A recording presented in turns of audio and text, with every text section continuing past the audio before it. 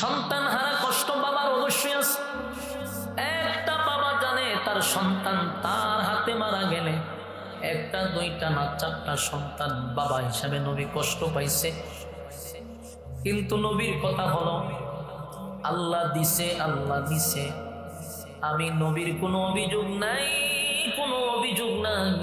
আমার মালিক আমার নিয়ামত দিছে, আবার নিয়ে গেছে, কষ্ট লাগে নাই, এই জন্য নবী কান্দে না।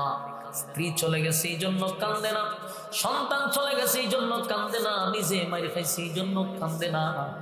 এমনকি জায়গায় জায়গায় জায়গায় জায়গায় কর্মীরা মাইর খায়, কালেমা পড়ার অপরাধে কর্মীদেরকে মারধর করে গো। কোন কোন কোন সাহাবীদেরকে রুদ্রের মধ্যে শুয়াইয়া বুকের উপর পাথর রাখছে, আবার চাবক দিয়া মানুষগুলারে এমন ভাবে আঘাত করে আর কয় কালেমা ছাড়বি না জীবন দিবি। হযরত বেলাল হাবশী মানুষ, কালো মানুষ, গোলাম ছিল, বাবাও গোলাম ছিল, তার মানে গোলামের ঘরের গোলাম, তারে মারলে কেউ প্রতিবাদ করে না, কেউ আগায় আসে না।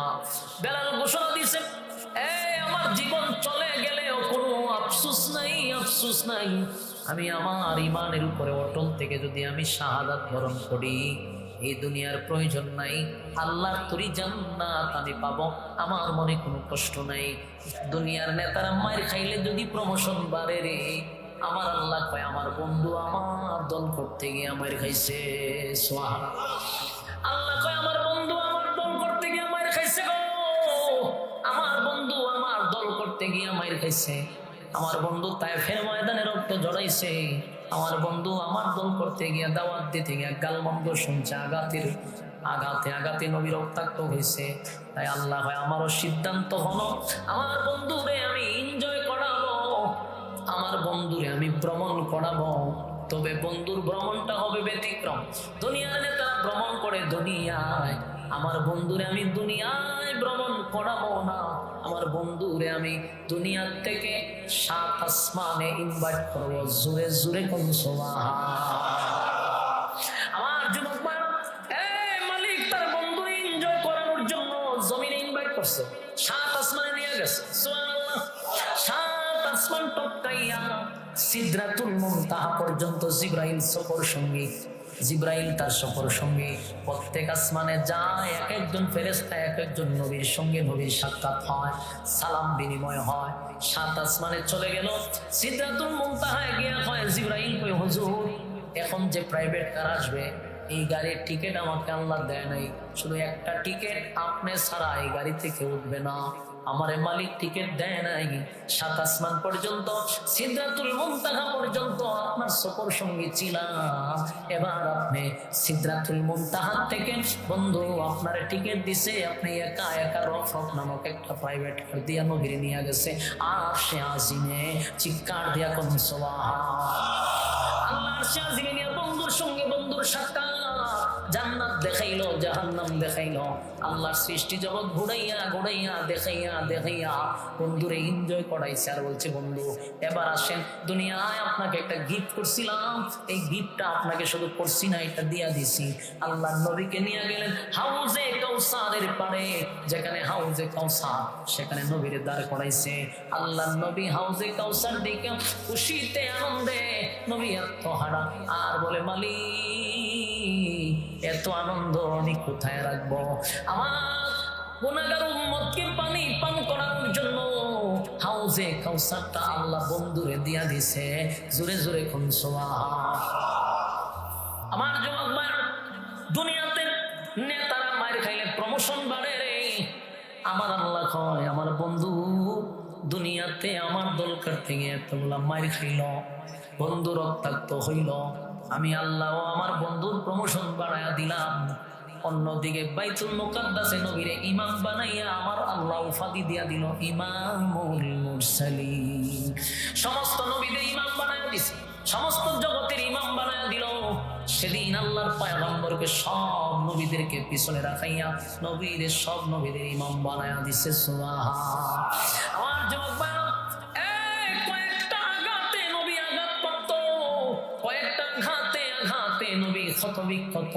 1 নাম্বার নিজে মাইর খাইল, 2 নাম্বার স্ত্রী চলে গেল, চাচা চলে গেল, সন্তানগুলি চলে গেল, আর সমাজের মানুষ তার কর্মীদেরকে মারধর করতে লাগলো, নিজের উপরে অপবাদ দিতে লাগলো, নির্বংশা আটকুড়া বলে আমার নবীরে গালি দেয়।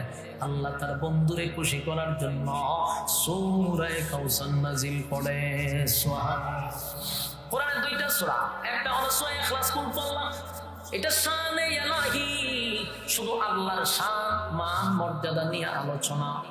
আবার বন্ধুর জন্য আরেকটা সূরা নাজিল করছে সূরা কাউসার, এটাকে বলা হয় শানে রাসূল সাল্লাল্লাহু আলাইহি ওয়াসাল্লাম। এই সূরাতে শুধু নবীর শান মান মর্যাদা, সুবহানাল্লাহ, শুধু নবীর শান আর মান মর্যাদা নিয়ে আল্লাহ আলোচনা করছে। প্রথমেই আল্লাহ বলেন, বন্ধু সন্তান নিলাম 4টা, দিলাম কোটি কোটি কোটি কোটি রোহানি সন্তান। সুবহান, কয়টা দিছে? কোটি কোটি রোহানি সন্তান দিছে। 2 নাম্বার হলো, বন্ধু আপনাকে আমি এমন একটা জিনিস দিলাম যা অতীতের কোন নবীরে দেই নাই, ভবিষ্যতে কাউরে দিও না, হাউজে কাউসার। এরপরে আল্লাহ যে প্রতিবাদটা করলো, প্রথম সান্ত্বনা, এরপরে খুশি করা। 3 নাম্বার হলো সান্ত্বনা, পরে 3 নাম্বার হলো প্রতিবাদ। প্রতিবাদ নবীর পক্ষে হইয়া প্রতিবাদ করছে। নবীর পক্ষে মদিনায় এখন প্রতিবাদ করার কেউ নাই রে, কিন্তু আল্লাহ কয় আমি নিজে প্রতিবাদ করব। তারা নবীরে আবেতার বলে গালি দিছে, আল্লাহ কয় ইন্না শানিআকা হুয়াল আবতার। আল্লাহ কয় নিশ্চয়ই তারা আবেতার, নিশ্চয়ই তারা লেজ কাটা, তারা নির্বংশা, তারা আটকোড়া। আমার নবী লেজ কাটা নয়, আমার নবী আটকোড়া নয়, আমার নবী আটকোড়া নয়। কারণ আমি আল্লাহ আমার নবীর ছেলেও দিছি, মেয়েও দিছি। যার ছেলেও আছে মেয়েও আছে, সে কি আটকোড়া হয়? তাহলে তারা যে বলছিল অপবাদ দিছে, আল্লাহ কয় ইন্না শানিআকা হুয়াল আবতার, নিশ্চয়ই তারা আবেতার, তারা লেজ কাটা, তারা নির্বংশা, তারা লেজ কাটা। আমার নবী নির্বংশা না। এবার আসেন প্রশ্নে। মক্কার মানুষ নবীরে বলছে, নবী দুনিয়ার থেকে বিদায় হয়ে গেলে নবীর নাম নেওয়ার মতো কেউ থাকবে না। কিন্তু আল্লাহ কয়, বন্ধু আপনার 4টা সন্তান যদি বেঁচে থাকতো, আপনারে কেউ গালি দিলে আপনার সন্তানরা প্রতিবাদ করতো, ঠিক নেই? কিন্তু আপনার ছেলে নাই, প্রতিবাদ করবে কে? বলে আপনার কোটি কোটি কোটি রুহানি সন্তানরা আছে।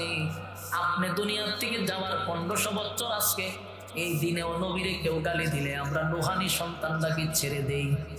কথা হয় না। রুহানি সন্তানরা নবীরে গালি দিলে জীবন দিতে আমরা প্রস্তুত। কথা হয় না। আমার নবীর বিরুদ্ধে যদি কেউ গালি দেয় রে, আল্লাহ এবং নবীর বিরুদ্ধে যদি কেউ গালি দেয়, আমরা তার বংশ দেখি না, পরিচয় দেখি না, কত বড় নেতা দেখি না, কত বড় সে জ্ঞানী সেটা আমরা দেখি না। তার জিহ্বা কুত্তার নাস্তা বানানো না পর্যন্ত আমাদের ঘুম হারাম। কালেমার দাওয়াত দিলে বেঈমানরা রাসূলকে গালমন্দ করত, মারধর করত। কিন্তু আম্মা জান যদি খাড়া থাকতো, কোনো বেঈমান কথাও বলতো না। দেন একজন মহিলার কি পাওয়ার, এটা পাওয়ার না, এটা হলো সম্মান। উনার সামনে কেউ দাঁড়ায় কথা বলতো না। কেন? আম্মা জান খাদিজার কিছু গুণ ছিল, 4টা গুণে গুণান্বিত। 1 নাম্বার হলো উনি সম্ভ্রান্ত পরিবারে, 2 নাম্বার হলো উনি শিল্পপতি, টাকা আছে, 3 নাম্বার হলো উনি শিক্ষিত, 4 নাম্বার হলো উনি রূপে গুণে সেরা। দেখেন আমাদের সমাজের মানুষের যদি টেকা থাকে, এর সাথে সবাই লাগে না। কেউ যদি বংশ ভালো হয় তাহলে তারে আলাদা সম্মান করে, কেউ যদি শিক্ষিত হয় তারে সম্মান করে, আবার যদি বডি ভালো হয়, চেহারা সুন্দর হয়, তাও তারে মানুষের সম্মান করে। সবগুলা গুণ ছিল আম্মা জানের মধ্যে। তাই মক্কার মানুষ ওনার সামনে কথা বলতো, শিক্ষিত মানুষ, টেকা আছে। আর আবু তালেবের পাওয়ার ছিল, উনি কুরাইশের একজন সর্দার ছিল। আবু তালেবের উপর দিয়ে কেউ কথা বলতো না, এরকম সাহসও কারো ছিল না। এই 2 জন ব্যক্তি রাসূলকে শেল্টার দিত। রাসূল কালেমার দাওয়াত দিত। যতদিন আবু তালেব এবং আম্মাজান খাদিজা বেঁচে ছিল, ততদিন রাসূলের উপরে কেউ টাচ করে নাই।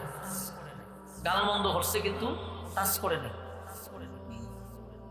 রাসূল দাওয়াত দিচ্ছে, প্রথম অবস্থায় লুকিয়ে লুকিয়ে দাওয়াত দিচ্ছে। কিছু মানুষ লুকিয়ে লুকিয়ে কালেমা পড়ছে। যখন এটা প্রকাশ্যে আসলো, তখন সমালোচনা, গালমন্দ শুরু হইল, কিন্তু মারার সুযোগ নাই। কিন্তু ঘটনাক্রমে আবু তালেব মারা গেছে। আবু তালেব মারা গেছে। বলুন, রাসূলের চাচা আবু তালেব মারা যাওয়ার পরে রাসূলের একটা সাইডেই যেন ভেঙে গেছে। একটা ডাল ছিল, ডালটাও নাই। বলুন তো দেখি, রাসূল ব্যথা পাইছে কি পাইছে না? আবু তালেবের আরো কাহিনী আছে। রাসূলের লালন পালন করছে প্রায় 40 বছরের উপরে। নিজের সন্তানের মতো নিজে না খাইয়া রাসূলকে খাওয়াইছে। রাসূলের জন্য উনি জেল পর্যন্ত আসছে। এই চাচা রাসূলকে সাইরা চলে গেছে, যে নবীর মনে একটা আঘাত পাইছে। এর কিছুদিন পরে আম্মাজান খাদিজা উনিও দুনিয়ার থেকে বিদায় হয়ে গেছে। যার কাছে রাসূল সুখের কথা দুঃখের কথা সব বলতো, সেই আম্মাজান প্রতিদিন খাবার নিয়ে যাইত হেরা পর্বতে, যেখানে রাসূল ধ্যানমগ্ন অবস্থায় থাকতো। যারা হাজি, যারা উমরা করতে গেছেন, হজ করতে গেছেন, হেরা পর্বত দেখছেন। আমি ওই হেরা পর্বতে কয়েকবার উঠছি। তা আমরা তো ইয়ং, বয়স কম, শরীরে শক্তি আছে, উঠছি। আমি উঠার সময় একটা জিনিস চিন্তা করলাম যে আমার মতো একটা যুবক মানুষ উঠতে 7 লিটার পানি লাগছে। 7 লিটার পানি খাইছি। পানি কই গেছেন কোথায়? হসরা বইছে। এটা এত উৎসাহ। আর এখন তো সিঁড়িও করে দিছে, মোটামুটি উঠার একটা ব্যবস্থা করে দিছে। আমি উঠি আর চিন্তা করছি, যেই সময় আম্মাজান রাসূলের জন্য খাবার নিয়ে আসতো তখন তো সিঁড়িও ছিল না। পাহাড় বেয়ে বেয়ে এত উৎসাহে উঠছে একটা মহিলা মানুষ, কিভাবে সম্ভব? আমার উঠতে খবর হয়ে গেছে 7 লিটার পানি লাগছে, বুঝেন নি? এর মধ্যে আবার আমি জিরাইছি, জায়গায় জায়গায় স্টপিস আছে, বসার জন্য ব্যবস্থা আছে। এই আম্মাজান ওনার জন্য প্রতিদিন খাবার নিয়ে আসবে। রাসূলের সুখের দুঃখের কথা সবসময় রাসূল বলতো। উনিও বিদায় হয়ে গেছে। ইয়াদ রাখবেন, প্রথম চাচা, এরপরে নিজের স্ত্রী, দুইটা আঘাত। যেই মাত্র দুজন চলে গেছে, মক্কার মানুষ এখন সিদ্ধান্ত নিছে যে এখন মুহাম্মদের দাওয়াত দিতে আসলে আমরা মোকাবেলা করব। এখন আর তার পক্ষে কথা বলার লোক নেই। মক্কার পরিস্থিতি খুব ভয়াবহ, চতুর্দিক দিয়ে মানুষ ক্ষেপে আছে। রাসূলি পরিস্থিতি দেখে চিন্তা করলো, আপাতত পরিস্থিতিটা স্বাভাবিক হোক, দিনের দাওয়াত, প্রচার প্রসার, আপাতত মক্কায় বন্ধ থাক, আমি দূরে কোথাও গিয়ে দাওয়াত দিই। রাসূল বড় আশা নিয়া, বুক ভরা আশা নিয়ে সেরে গেছেন বহুদূর তায়েফে। সেখানে গেছে কালেমার দাওয়াত দিতে। কিন্তু ঘটনা তো ভিন্ন। সেখানে দাওয়াত দিতে গিয়েই প্রথম রাসূল রক্তাক্ত হয়েছে। এতটা রক্তাক্ত রাসূলকে করছে যে রাসূল বেহুশ হয়ে পড়ে গেছে। উঠাইছে, আবার মারছে, আবার বেহুশ হয়েছে। এখানে এমন কোনো জায়গা নাই রাসূলের শরীর থেকে রক্ত বাহির হয় না। কত বড় একটা আঘাত পাইছে। তাহলে হাতে গণবেন, চাচা চলে গেছে, স্ত্রী চলে গেছে, তায়েফে গিয়ে মাই খাইছে, রক্তাক্ত হয়েছে। আবার ফিরে আসছে মক্কায়। মক্কায় আসার পরে উচিত ছিল না কেউ ওনাকে সান্ত্বনা দেওয়া, কেউ সান্ত্বনা দিচ্ছে না। আঘাত নিয়েই, প্রচন্ড শরীরে তাপ নিয়ে অসুস্থ। এর কিছুদিন যেতে না যেতেই ওনার যে সন্তান ছিল, 4টা ছেলে ছিল, 4টা ছেলে। 4জন ছেলে একে একে বালেগ হওয়ার আগে সবগুলো মারা গেছে। আমার কথা আপনারা বুঝতেছেন? আপনারা পয়েন্টগুলো ইয়াদ রাখবেন। সূরা কাউসারের আলোচনা করব, তো কাউসারটা কেন নাজিল হলো, কোন কারণে, তার প্রেক্ষাপট কি, সব বুঝতে হবে আপনাদের। আপনারা শুধু খালি রাসূলের আঘাতের কথাগুলো স্মরণ রাখবেন। চাচা গেছে একটা আঘাত, স্ত্রী গেছে আরেকটা আঘাত পেয়েছে, তায়েফে মারি খাইছে আরেকটা আঘাত পেয়েছে। এখন নিজের কলিজার টুকরা 4জন সন্তান একে একে বিদায় হয়ে গেছে। বাবা হিসাবে সন্তান চলে গেলে কতটুকু কষ্ট হবে, তাও একজন না 4জন। এই সন্তানগুলাকে রাসূল নিজের হাতেই গোসল করেছে, নিজের হাতেই দাফন করছে। এখন রাসূল মনে কষ্ট নিয়ে খানায় কাবার সামনে বসে রয়েছে। শরীরটা ভালো না, সন্তানও চলে গেছে, চাচা স্ত্রী সব চলে গেছে। এমনি একজন সাহাবী আসছে, আইসা কই, হুজুর বেলাল রে মারতেছে, খাব্বাব রে মারতেছে। তার মানে নেতার কাছে খবর নিয়ে আসছে কর্মীদেরকে মারতেছে। সত্যিকারের নেতা যদি হয়, ভালো নেতা যদি হয়, কর্মীর আঘাতে কষ্ট পাওয়ার কথা কিনা? কথা হয় না? কর্মীরা মানলে উচিত হলো নেতারা কষ্ট পাওয়া। এটা আমরা বাংলাদেশের নেতাদের কথা বলতেছি, রাসূল যে নেতা ছিলেন ওই নেতার কথা বলতেছি। আমাদের বাংলাদেশের নেতাদের কথা হইল এরা কোনো সময় মাইরও খায় না, এরা কোনো সময় মরেও না। মরে হইল একেবারে নিম্ন অথবা মধ্যবিত্ত কিছু মানুষ যারা 500 টাকা গুড়ায় কিনা, এই সমস্ত কর্মীরা মারা যায়। নেতারা এসির ভিতরে থাকে আর কর্মীরা ভাড়ায়, কর্মীরা মাইটের খায়, গুলি খায়, মারা যায়। এতে নেতার কিছু আসে যায় না, এগুলো তো কিনা রাখছে, গুলি করে মেরা ভাই।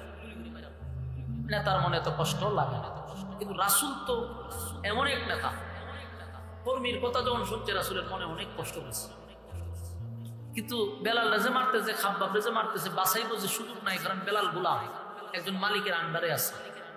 তো মালিকে তারে এমন ভাবে আঘাত করতে লাগলো, কেউ গিয়া যে তার কাছ থেকে ছুটাই আনবো সুযোগ নাই, কারণ তার কিনা রাখছে,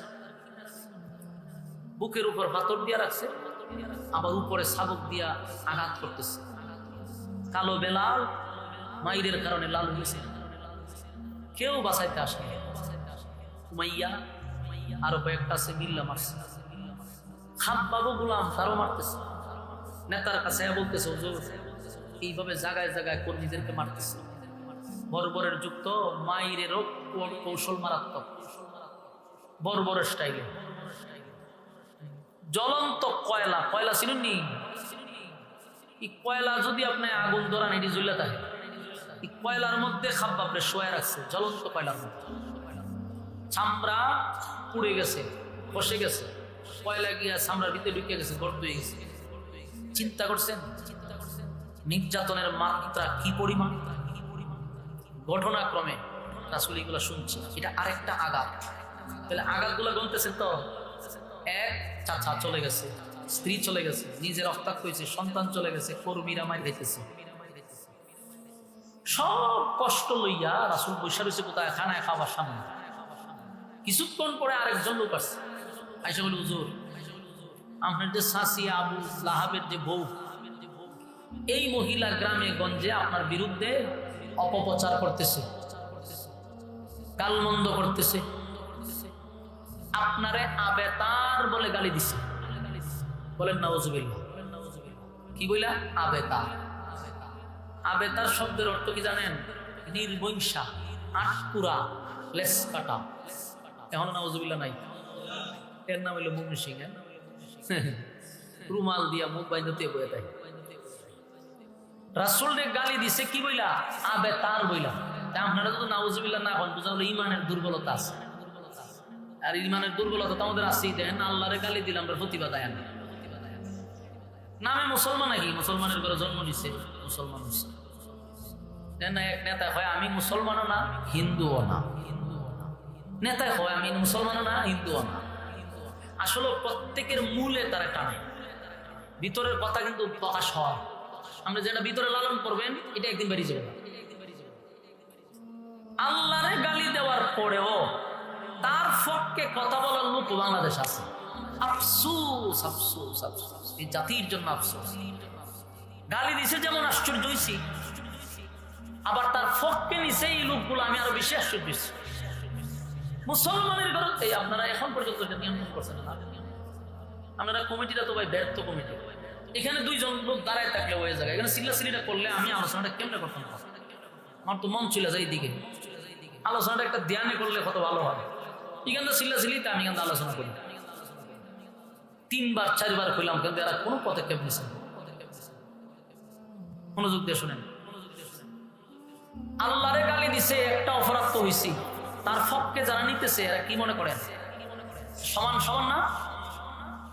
সমান। অথচ রাজনৈতিক বড় বড় নেতারা বাউলের পক্ষ নিয়ে কথা বলতেছে। একটা বার আপনি চিন্তা করেন যে আমি তোর ভাই মুসলমান, আমার আল্লাহরে গালি দিছে, তো এখানে তো নেতারে গালি দিছে না, আমার আল্লাহরে গালি দিছে। আল্লাহরে গালি দেওয়ার পরে আমি কোন ভাবে এই ভণ্ড বাউল ফাউলের পক্ষে কথা বলি? কোন এঙ্গেল থেকে কথা বলতেছি? এখানে আরেকটা বিষয়, বুট তো দূরের কথা, মানুষ প্রস্রাব করবো, প্রস্রাব লাল কার্ড দেখাইবো, লাল কার্ড।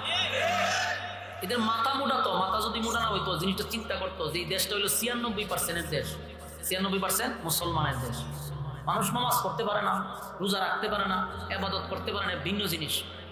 কিন্তু ইসলাম এবং নবীর বিরুদ্ধে, আল্লাহর বিরুদ্ধে গালি দিলে বেনামাজিও হারিয়ে যাবে।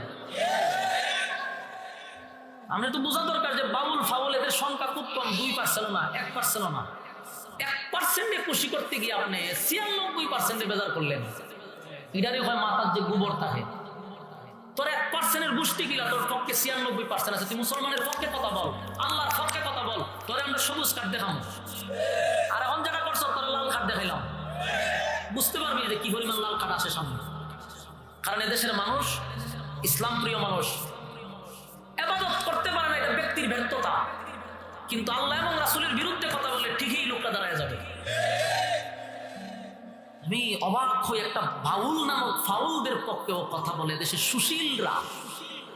দেখবেন নাস্তিকরা ধর্ম বিশ্বাস করে না, নাস্তিকরা ধর্ম নিয়ে অবমাননা করে, কিন্তু নাস্তিকরা বাউলের পক্ষে কথা বলে। এখানে তো নিশ্চয়ই কারণ আছে, কথা হয় না?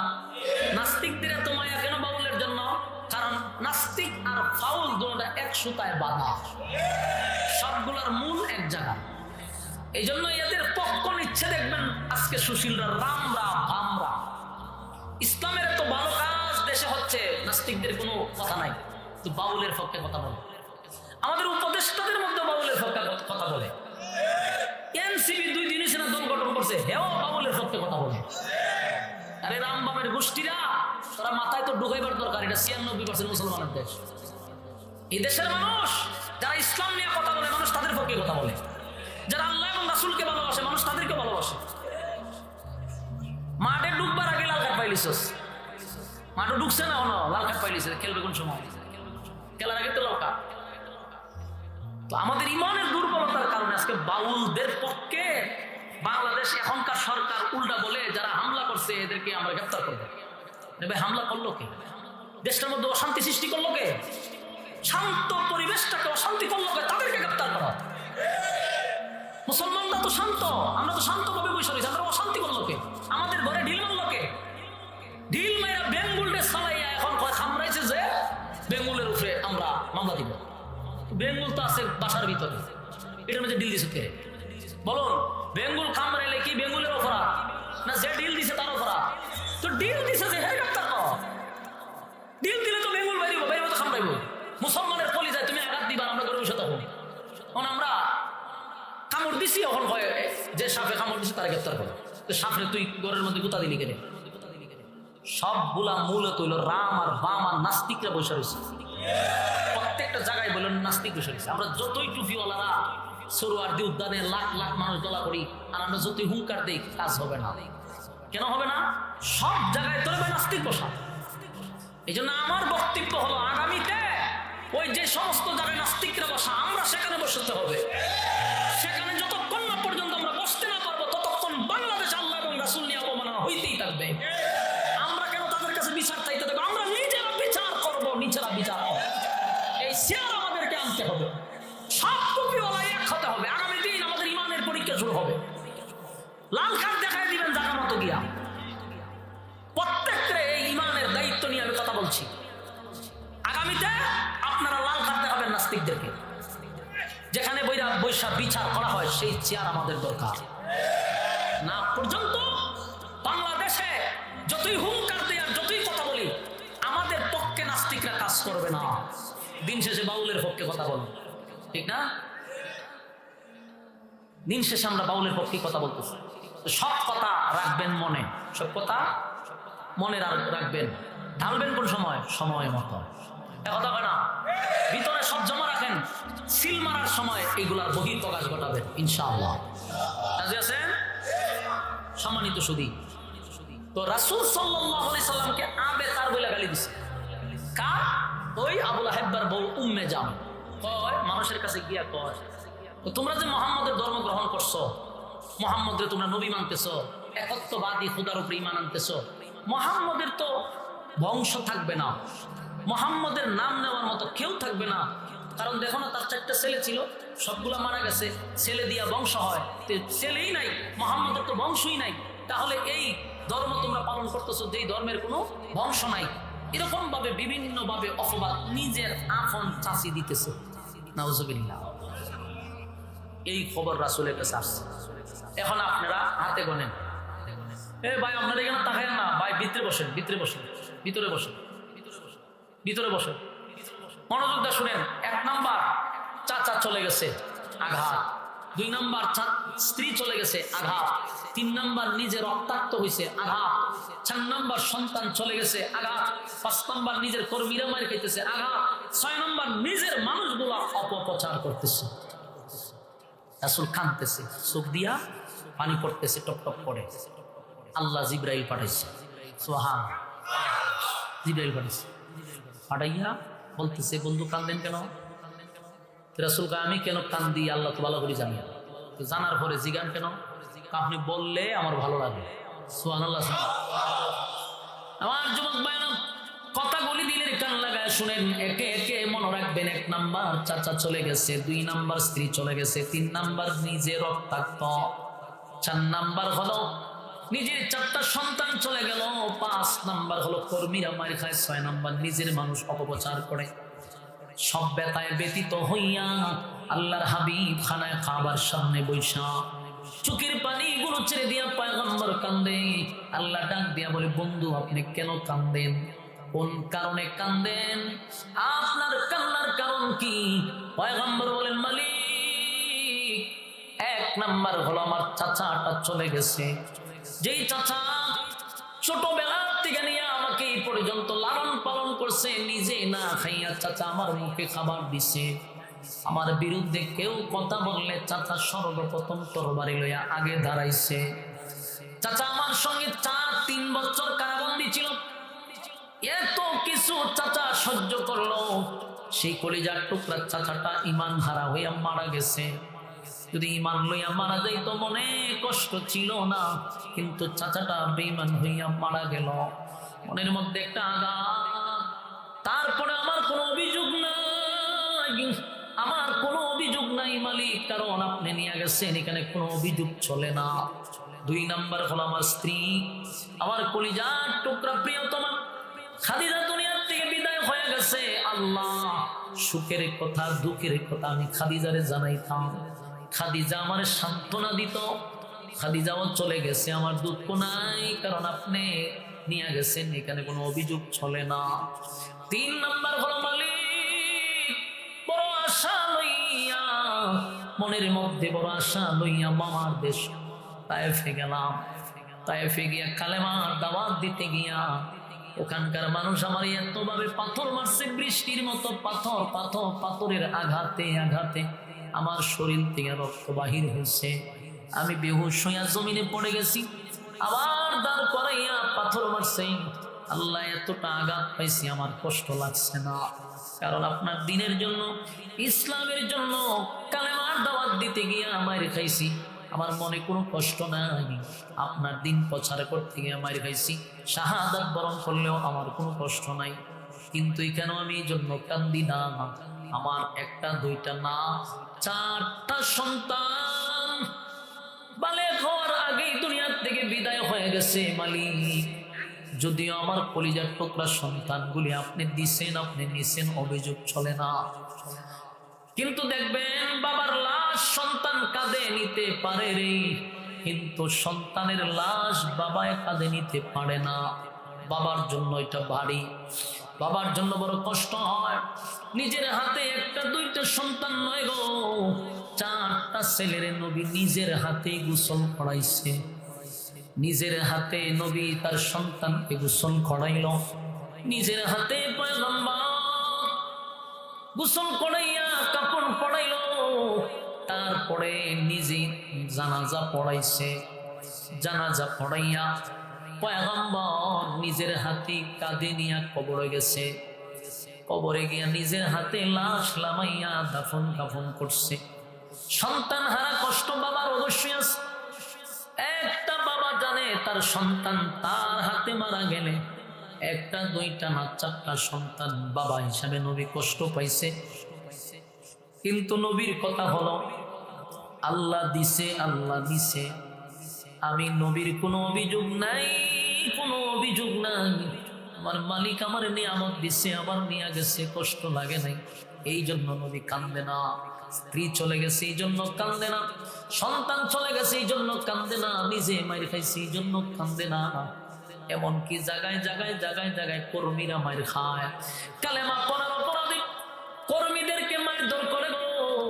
কোন কোন কোন সাহাবীদেরকে রৌদ্রের মধ্যে শুয়াইয়া বুকের উপর পাথর রাখছে, আবার চাবক দিয়া মানুষগুলারে এমন ভাবে আঘাত করে আর কয় কালেমা ছাড়বি না জীবন দিবি।